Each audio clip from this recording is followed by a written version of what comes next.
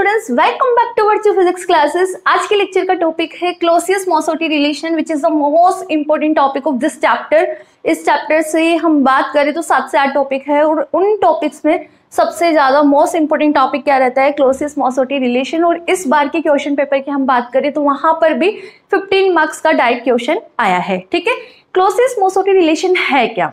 ये है relation between electric susceptibility and atomic polarisability. किसके बीच में रिलेशन है? This is the relation between electric susceptibility and atomic polarisability. Basically हमें इन दोनों के बीच में यहाँ पे रिलेशन डेराइव करना है। ठीक है, तो पहले आप हेडिंग डाल लीजिए क्लोसियस-मॉसोटी रिलेशन एंड नीचे लिख लीजिए this is the relation between electric susceptibility and atomic polarisability. ठीक है, इस टॉपिक से क्वेश्चन क्या बनता है एग्जाम में? क्वेश्चन राइट डाउन करो।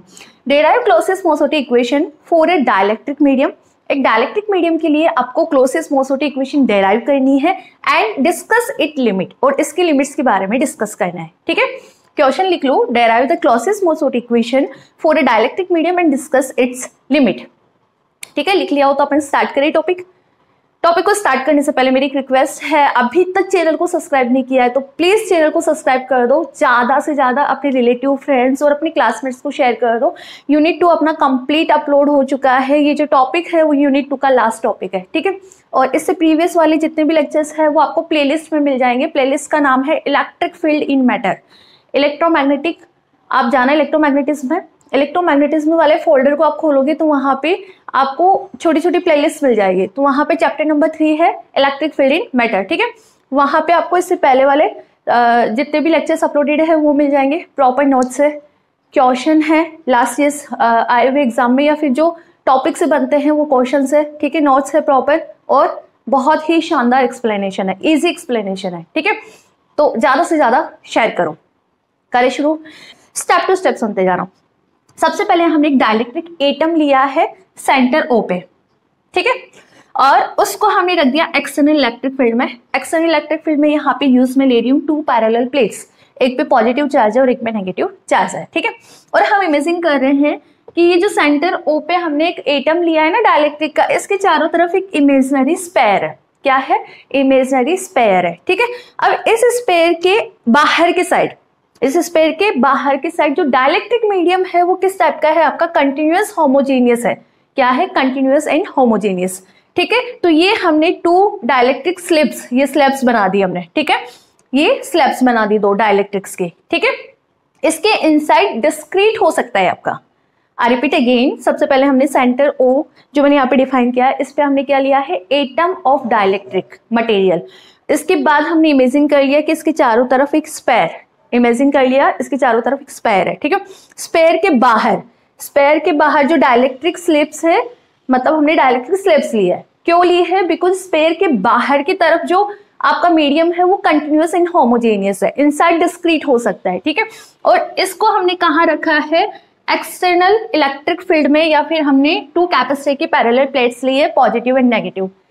समझ आ गया? अब सुनो अच्छे से, ये जो एटम है डाइलेक्ट्रिक मटेरियल है, डाइलेक्ट्रिक मटेरियल के जो एटम्स होंगे उस पे value of electric field different होगी from the external electric field. समझ आया? जो अपन ने पैरेलल प्लेट्स लगाई है, और पैरेलल प्लेट्स की वजह से जो इलेक्ट्रिक फील्ड होता है वो हमें पता है। जब मैंने डाइलेक्ट्रिक मटेरियल नहीं रखा इसमें, दैट टाइम जो ये पैरेलल प्लेट्स है इसका इलेक्ट्रिक फील्ड कितना होता है? Sigma upon epsilon not. ये हम ऑलरेडी पढ़ चुके हैं। ठीक है, बट अब हमने क्या किया है? इन एक्सटर्नल इलेक्ट्रिक फील्ड में डाइलेक्ट्रिक मटेरियल रख दिया, तो ये डाइलेक्ट्रिक मटेरियल के एटम क्या हो जाएंगे? पोलराइज्ड हो जाएंगे, इंड्यूस डाइपोल जनरेट हो जाएगा। तो इन एटम्स का इलेक्ट्रिक फील्ड डिफरेंट होगा एक्सटर्नल अप्लाइड इलेक्ट्रिक फील्ड से। उन डाइलेक्ट्रिक एटम्स का जो इलेक्ट्रिक फील्ड है वो डिफरेंट होगा अप्लाइड एक्सटर्नल फील्ड से। इस फील्ड को, इस इलेक्ट्रिक फील्ड को हम यहाँ बोलते हैं लोकल फील्ड। क्या बोलेंगे? Local field. इसको मैंने थोड़ा इस वे में, चार्ट वे के फॉर्म में आपको समझाया है। डाइलेक्ट्रिक मटेरियल लिया, उसको हमने कहाँ रखा? 2 चार्ज प्लेट्स के बीच में, मतलब एक्सटर्नल इलेक्ट्रिक फील्ड में। तो मैंने डाइलेक्ट्रिक मटेरियल कैसे लिया? सेंटर पे एक एटम ले लिया इलेक्ट्रिक डाइलेक्ट्रिक मटेरियल का, इसके चारों तरफ मैंने इमेजिन कर लिया एक स्पेयर। इस स्पेयर के बाहर होमोजेनियस डाइलेक्ट्रिक मीडियम है तो ये 2 स्लैब्स बना दी, और इनसाइड डिस्क्रीट हो सकता है। क्लियर है? तो हमने जैसे ही इनको चार्ज प्लेट्स के बीच में रखा तो डायपोल क्रिएट हो गए डाइलेक्ट्रिक में, मतलब जो डाइलेक्ट्रिक मटेरियल पोलराइज्ड हो गया। जैसे ही पोलराइज्ड हुआ तो field acting on atom of dielectric, field acting on atom of dielectric will be different from applied. होगा नहीं होगा, होगा ना ऑब्वियस, ठीक है।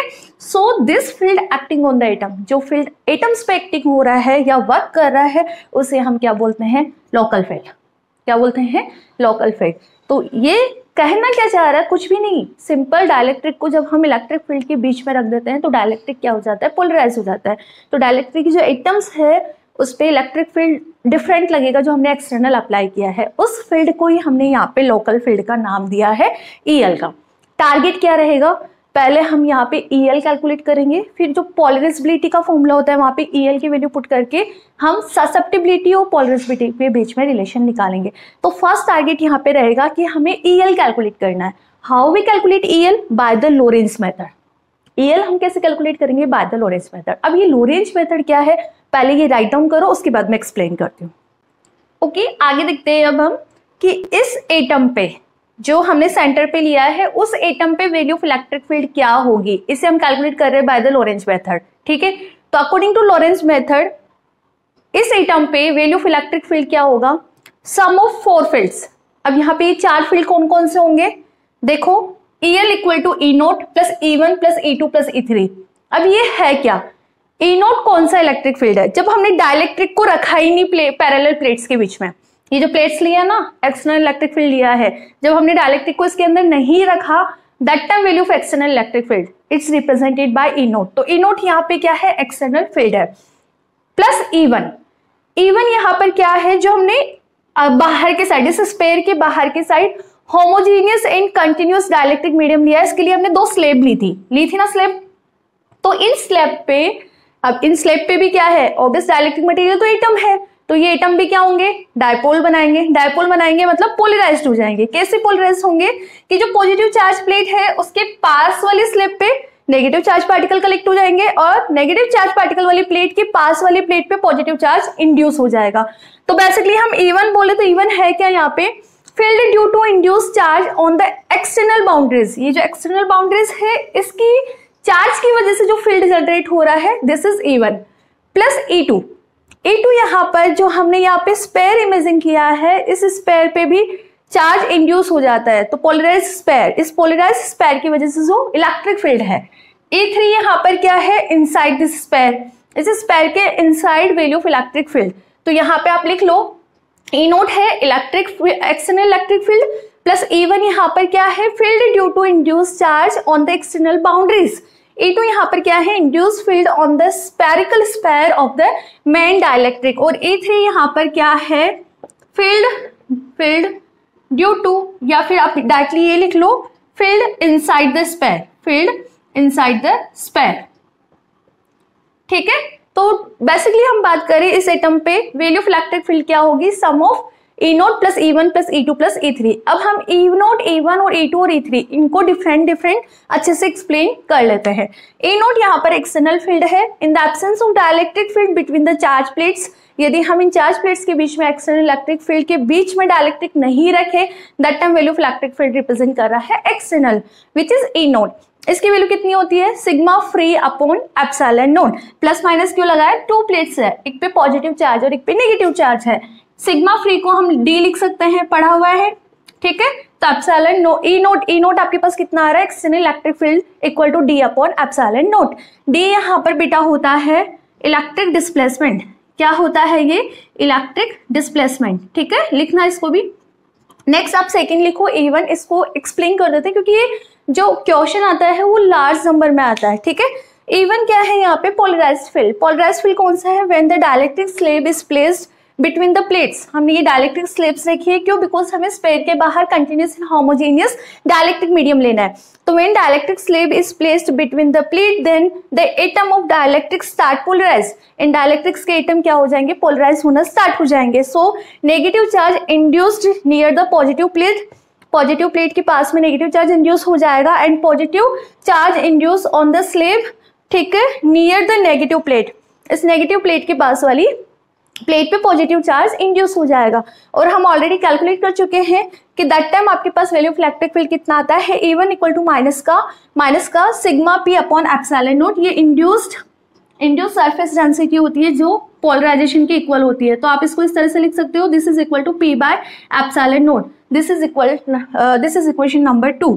यहाँ पे माइनस साइन लगाना, क्यों? सिग्मा पी किसके बराबर होता है? पोलराइजेशन के बराबर होता है। ठीक है, ये दोनों लिखो। इसके बाद हम यहाँ पे राइट डाउन करते हैं कि E2 की वैल्यू क्या होगी और E3 यहाँ पर क्या होगा। ठीक है, ओके। नेक्स्ट देखो, electric field E2 electric field दिख रहा है ना आपको? E2 इलेक्ट्रिक फील्ड यहाँ पे लिखना बेटा, फोकस की वजह से नहीं दिख रहा होगा।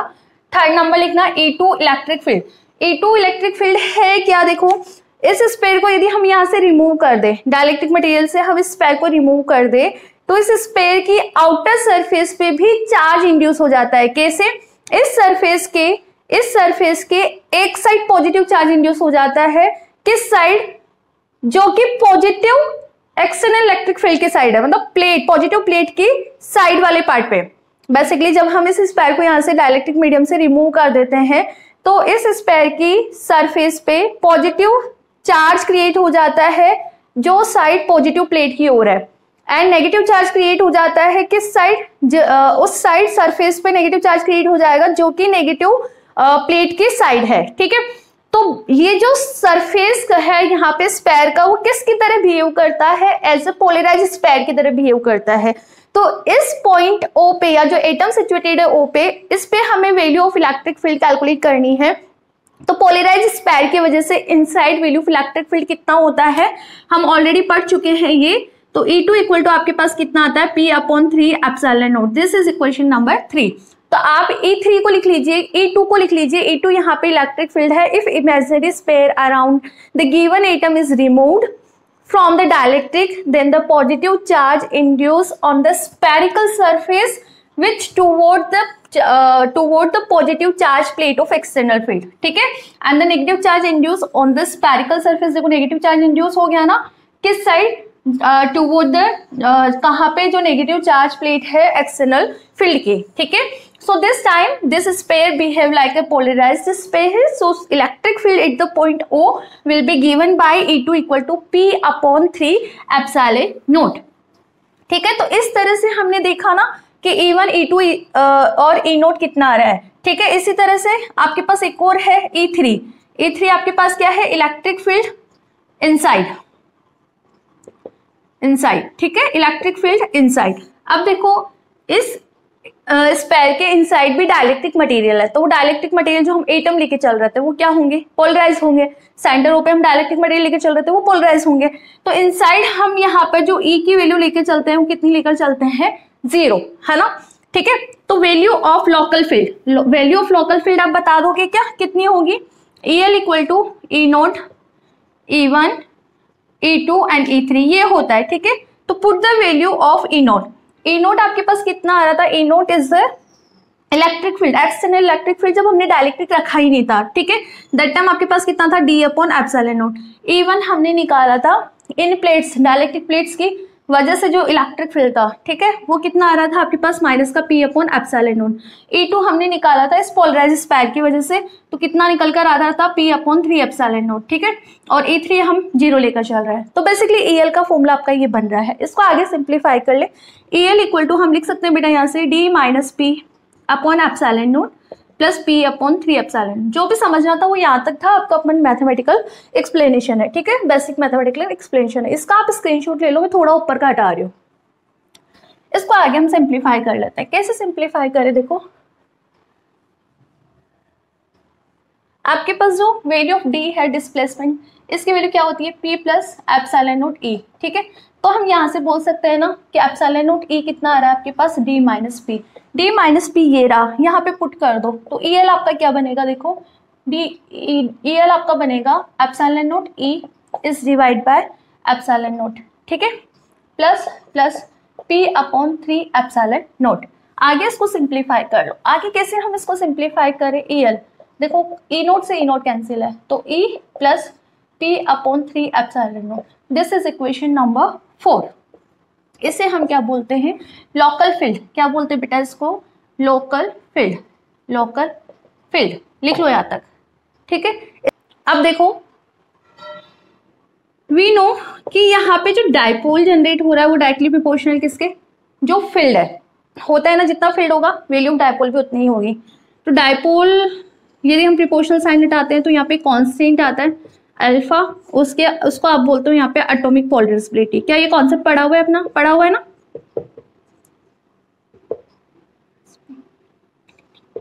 ये हमने डिफाइन कर दिया, ठीक है। नाउ इफ एन यहाँ पर क्या है, number of atoms per unit volume, ठीक है। तो टोटल डायपोल बताओगे क्या? अब कितना होगा टोटल डायपोल, बताओ कितना होगा। इसको मैं कैपिटल पी से रिप्रेजेंट कर रही हूँ, नंबर ऑफ एटम से मैं इंड्यूस डायपोल को मल्टीप्लाई कर दूँ, ठीक है। एंड ठीक है, अल्फा और ईएल, यहाँ पे अपने पास टोटल डायपोल आ जाएगा। This is equation number 5। हमने इक्वेशन नंबर 4 में ईएल कैलकुलेट कर रखा है, तो आप इक्वेशन नंबर 5 में पुट कर दो। करे पुट। यदि मैं यहाँ पे ये वैल्यू पुट करूंगी तो आपके पास P कितना आएगा, देखो P आएगा एंड अल्फा, वैल्यू पुट करो बेटा यहाँ पे E plus P/3 epsilon not. ये ऑलरेडी पोलराइजेबिलिटी है ना अपने पास, होता है ना, अपन ने कैलकुलेट कर रखा है। करिए इसको आगे सिंप्लीफाई करें, लिखो यहाँ तक, फिर मैं आगे इसको सिंप्लीफाई करती हूँ कंप्लीट। देखो अब आगे P पोलराइजेबिलिटी, इसको और आगे सिंप्लीफाई कर लेते हैं। चलो P आपके पास कितना आएगा, ये भी तो है ना अभी, तो इसको ऐसा करो अंदर मल्टीप्लाई कर दो, N alpha E plus N alpha P/3 epsilon not. बेटा ये है ना, तो देखो यहाँ से P क्या बनेगा आपका, इसको इधर ले आते हैं, इसको यदि मैं इधर लाऊंगी और P कॉमन लूंगी तो 1 minus n alpha epsilon not, ये चीज मुझे समझ आ रही है। और एन अल्फा E ये भी आ गया, तो P आपके पास कितना आ रहा है, एन अल्फा E, और ये इसके डिनोमिनेटर में ले आओ तो 1 minus n alpha epsilon not, ठीक है।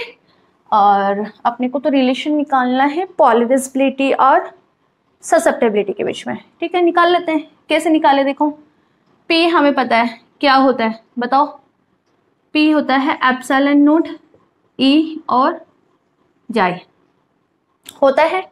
तो इस रिलेशन को हम यहाँ पे यूज में ले लेते हैं। कैसे यूज में ले, पुट कर दो ना, यहाँ पे पुट करो एप्सिलॉन नॉट E और जाई, इसको इधर ही ले आओ 1 minus n alpha epsilon not, this is equal to N alpha E, ठीक है। अब देखो एप्सिलॉन नॉट E को इसके डिनोमिनेटर में लेके आओ, तो आपके पास क्या बन रहा है आगे का step, equal to N alpha E is divide by epsilon not E, ठीक है। इसे E कैंसिल, जाई को अंदर मल्टीप्लाई कर दो, this is equal to n alpha epsilon naught. इस टर्म को यदि मैं इधर लेकर आऊं तो क्या एक्सप्रेशन बनेगा,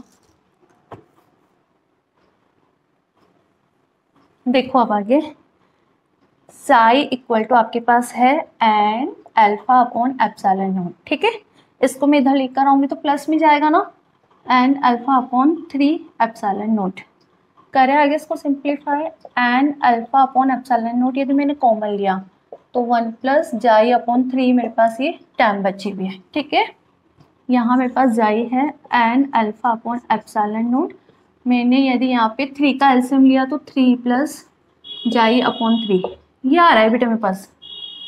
अब आगे क्या करें, हमें रिलेशन निकालना है ससेप्टिबिलिटी और एटॉमिक पोलराइजेबिलिटी, ठीक है। आ रहा है, ये रही atomic polarisability, alpha atomic polarisability है नहीं, और यहाँ पे जाई क्या है आपके पास, इलेक्ट्रिक ससेप्टिबिलिटी आ गया,